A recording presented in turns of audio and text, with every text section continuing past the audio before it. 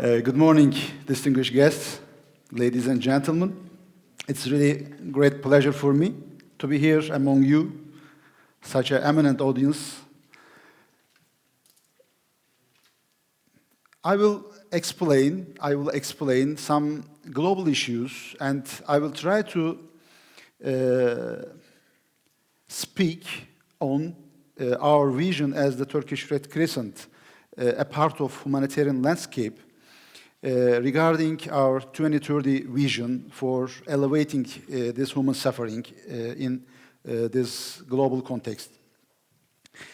When I examine the world, I have a right to examine the world because I'm the physician, I'm the doctor, medical doctor, and the specialist in the disaster medicine.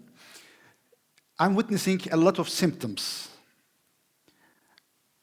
like hunger, like migration, displacement, forcible displacement, inequalities, climate change, gender imbalance, a lot of issues we are witnessing. There is a root cause of these symptoms, so we have to diagnose this current situation before treatment. We as humanitarian actors working on around clock, protecting human dignity, providing humanitarian assistance who doesn't need, and no one left behind. This is our motto. Protect every individual's entire world. What are the symptoms? Today, every day, almost 20,000 people becoming refugee. Almost 6 million children under 5 are dying annually because of the preventable diseases. At least half of because hunger-related diseases.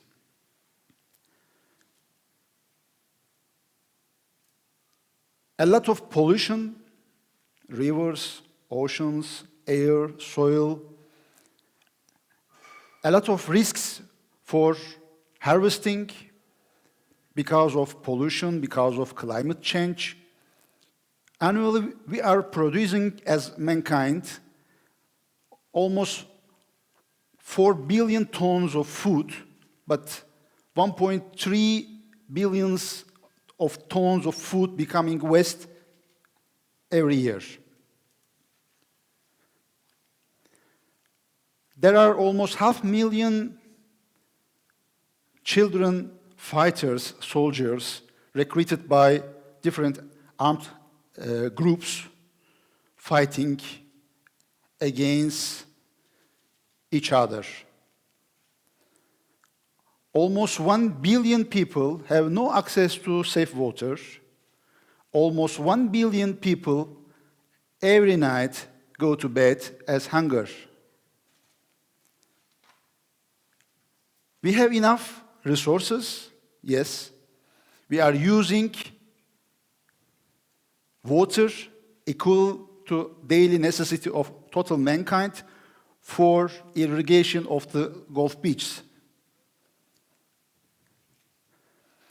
So a lot of symptoms. What is diagnosed? Mainly depression. So how can we overcome this depression? I believe that we have to invest in humanity. We, as the humanitarian actors, trying to protect humanity, dignity,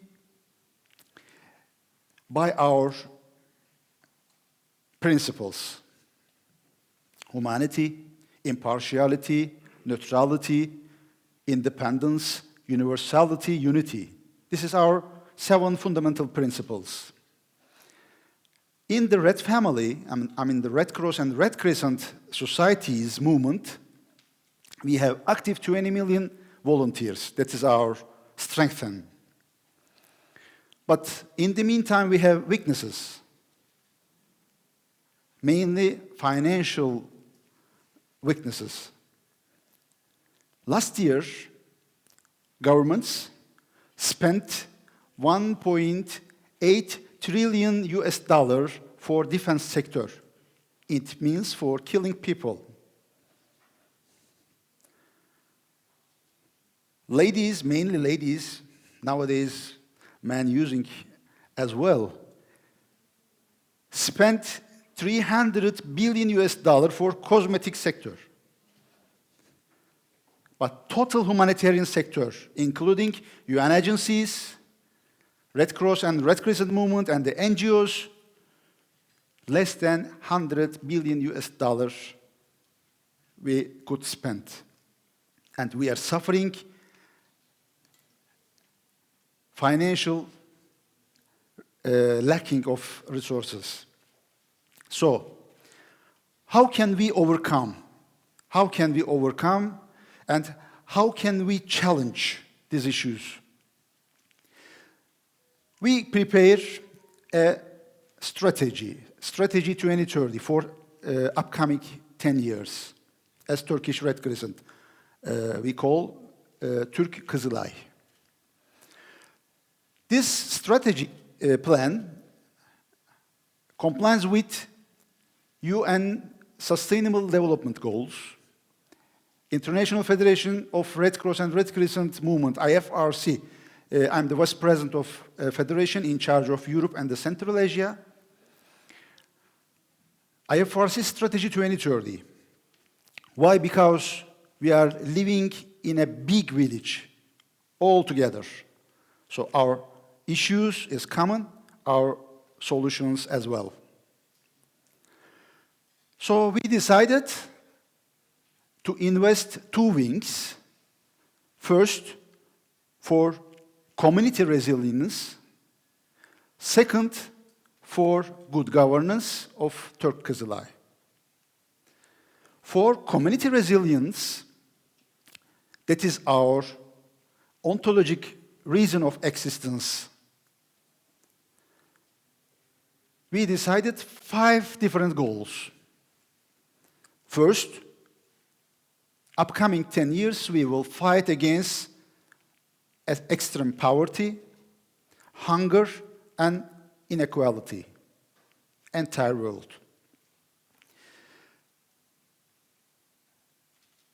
For reaching this goal, we have different targets: economical empowerment programs, social empowerment programs, and mobilizing some innovative resources like Islamic social finance, zakat, sadaqah, sukuk, and sustainable different financial tools like microfinance.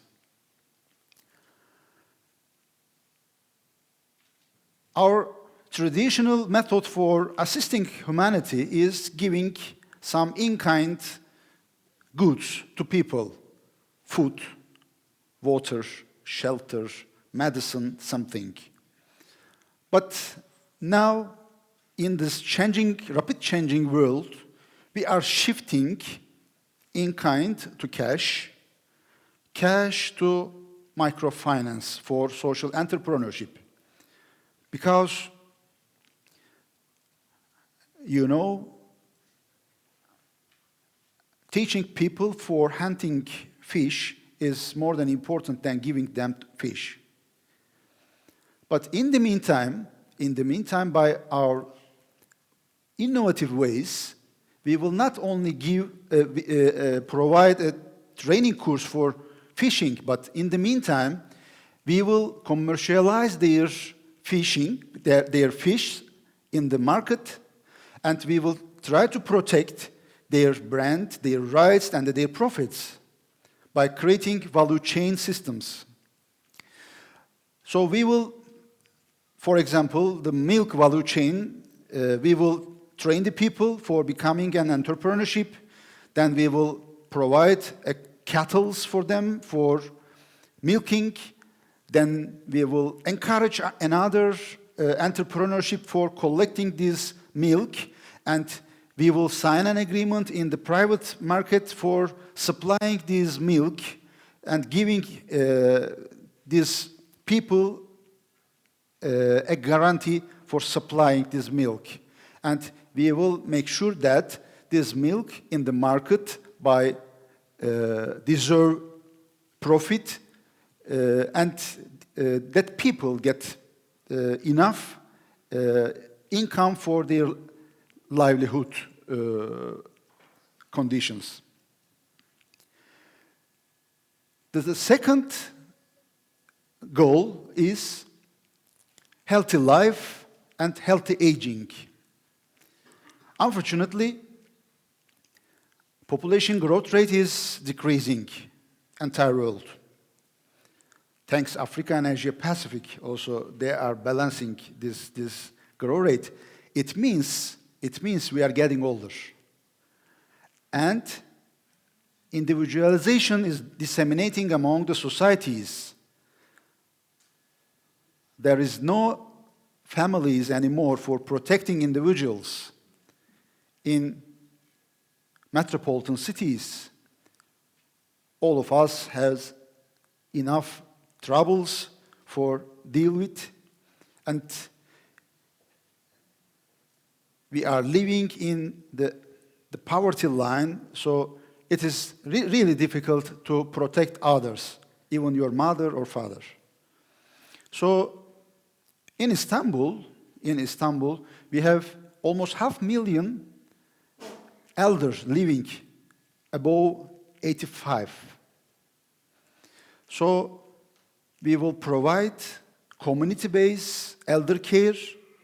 We will provide home care for handicaps. And we will provide some facilities for palliative care and the terminal care like hospice. And healthy life, another issue for us. So this is a culture. Healthy life and secure life is a culture. We have to disseminate this culture, especially among the young generation. So we are eating what? We don't know what's content. We are working, but in which conditions? From morning to midnight we are sitting, not healthy. So we have to disseminate this awareness among society to become a healthy society. Disaster management is a duty, an important duty belonging to all of us. So we have to participate this process. But how? We have to train you, community, before these disaster events. And there are 3 periods of the disaster management. The most important part of before disaster for risk reduction and preparedness, readiness of the disasters. So we have to get ready for disasters. During disaster intervention, we have to empower our capacity of the intervention. Then we have to invest recovery capacity after disasters. Ladies and gentlemen, natural disasters left 1.4 million casualties in last decade and 4.4 million injured people. Mainly earthquakes, floods, landslides, and extreme meteorological events. Other goal, to protect environment. We have to protect our environment because we are living in. For protection, we will invest zero waste culture, and we will have some innovative recycling methods for protecting this environment. And another things, I as I mentioned earlier, 1 billion people goes to bed as hunger, but in the meantime, we are not able to save surplus food. What's the surplus food? Surplus food is ready for use, but ready for waste, become waste. So if we save this surplus food in Turkey, 50 billion US dollar worth of surplus food becoming waste every year. So at least we can save half of this food. The last goal, we will support training and education by our scholarship programs, by our dormitory capacities, by our e-learning and distance learning platforms. So we will support education. What kind of world waiting for us in the future?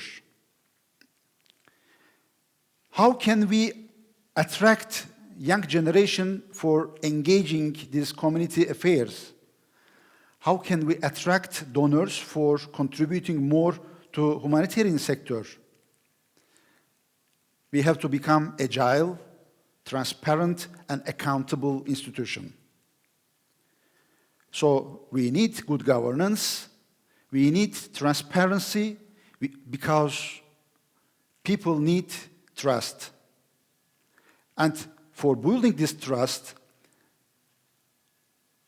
we have a lot of innovative tools, like digital tools, softwares, mobile world, virtual world, a lot of new opportunities we have if we compare with our ancestors to reach people, beneficiaries, donors, volunteers, for elevating human suffering. As an overview, this is our Agenda 2030. Human suffering rising up. We have to work more. As stated, UNSG, we have no plan B because we have no planet B. Thank you very much.